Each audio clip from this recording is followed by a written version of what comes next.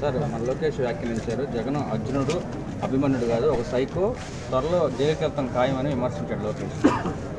ఇప్పుడు ఇదే మాట ఎన్నిసార్లు చెప్తాడు బా లోకేష్? నువ్వు ఇంతకుముందు మీ నాన్న కాంగ్రెస్ పార్టీ కలిసి 16 నెలలు చేయని తప్పుకి మీరు ఆయన ఇబ్బంది పెట్టినా కానీ ఆయన ఏమాత్రం కూడా దడవకుండా బెడవకుండా సొంతంగా పార్టీ పెట్టి ఈరోజు 151 మంది ఎమ్మెల్యేలతో 23 ఎంపీలతో ఈరోజు ఆయన పరిపాలన చేస్తున్నాడు.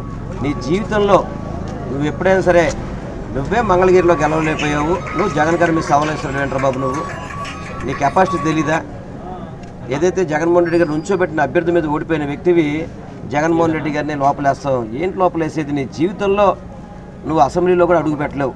మీ నాన్న ఏదో నామినే మన దొడ్డిదారిన మంత్రి చేసి ఎమ్మెల్సీ చేసిన లోపలికి వెళ్ళే తప్ప నువ్వు జీవితంలో ఎమ్మెల్యేగా గెలవలేవు, అసెంబ్లీలో అడుగు పెట్టలేవు. నువ్వేంటి ఆయన బెదిరించేది?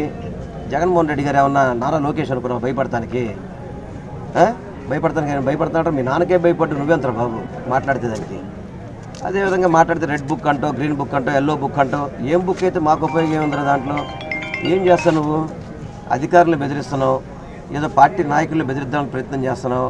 నీ దగ్గరికి ఏదైనా 1-6 వస్తే నువ్వేదో బాగా రెపరెపలు ఆడుతున్నావు. మా దగ్గర మిగిలిపోయిన స్క్రాప్ నీ దగ్గరికి వస్తారా బాబు? జగన్మోహన్ రెడ్డి గారు వద్దు అనుకున్న వాళ్ళు మీ దగ్గరికి వస్తారు, గుర్తుపెట్టుకో.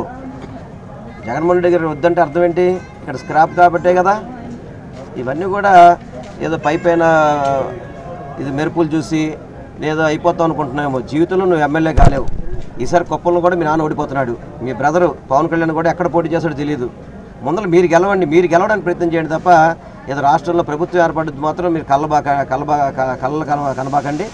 తప్పకుండా మీరు గెలవడానికి ప్రయత్నం చేయండి. ముందర నువ్వు మంగళగిరిలో, మీ అన్నయ్య భీమవరంలో, మీ అయ్యనేమో కుప్పంలో గెలిచే ప్రయత్నం చేసుకోమని తప్ప మీ ముగ్గురు కూడా ఓడిపోతారు ఈసారి.